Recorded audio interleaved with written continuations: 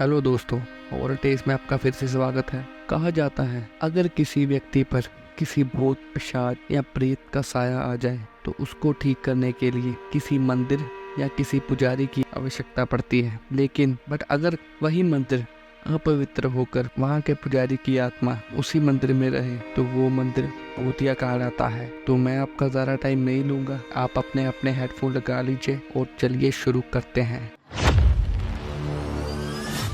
आज मैं बहुत ही खुश हूँ क्योंकि आज पूरे 11 साल बाद अमेरिका से मेरा दोस्त अपनी पढ़ाई पूरी करके वापस लौट रहा है।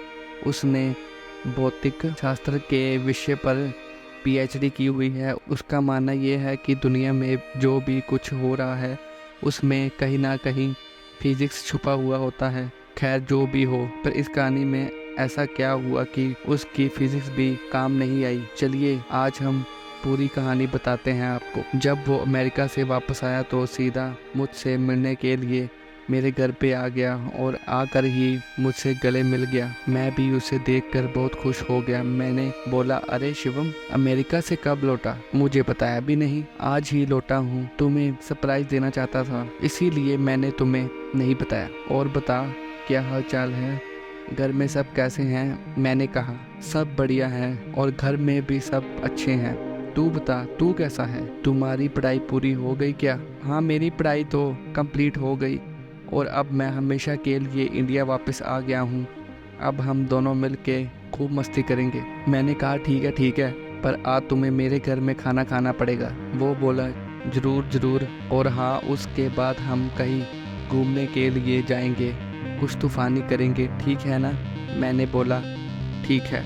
उसके बाद हम दोनों ने रात को खाना खाने के बाद हमारे गांव के पुराने मंदिर में घूमने के लिए गए। मैंने बोला, शिवम, क्या तुम्हें पता है यह मंदिर बहुत ही ज़्यादा प्रचलित था? उसने हैरान होकर बोला, ओ तो ये है तुम्हारा तूफानी अंदाज। क्या यह तुझे कोई अच्छी जगह नहीं मिली कि तू मुझे यहाँ ले आया मंदिर? मैंने बोला, तुम चलो तो सही, बहुत मज़ा आएगा। लोगों का मानना यह है कि यहाँ भूत प्रेत जैसी आत्माएं रहती हैं। शिवम, क्या सच में यहाँ पे भूत हैं?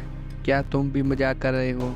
मैं नहीं मानता। मैंने बोला, ठीक है, हम दोनों साथ में जाते हैं और पता लगाते हैं कि सच में भूत है या नहीं। फिर हम दोनों मंदिर के अंदर चले गए। मंदिर काफ़ी बड़ा था और थोड़ा भयानक भी लग रहा था।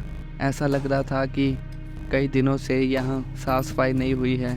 फिर हमने मंदिर के पुजारी से बात की, पंडित जी, हमने सुना है कि यहाँ आसपास कोई भूत का निवास है, क्या यह बात सही है?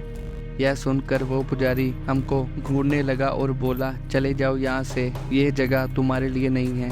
मैंने बोला, क्यों पंडित जी? फिर पंडित जी ने कुछ सोचते हुए बोला, आओ मेरे साथ, मैं आपको बताता हूँ। इतना कह के वो हमें एक कमरे में ले गए और हम जैसे ही अंदर गए तो वो पुजारी ने बाहर से उस कमरे को लॉक कर दिया। यह देखकर मैं और मेरा दोस्त शिवम घबरा गए। वहाँ पे अंदर जाके देखा तो हमारे तो होश उड़ गए। वहाँ उस रूम के अंदर कई सारे कंकड़ और हाड़ पिंजर पड़े थे और बहुत ज़्यादा गंदी बास आ रही थी।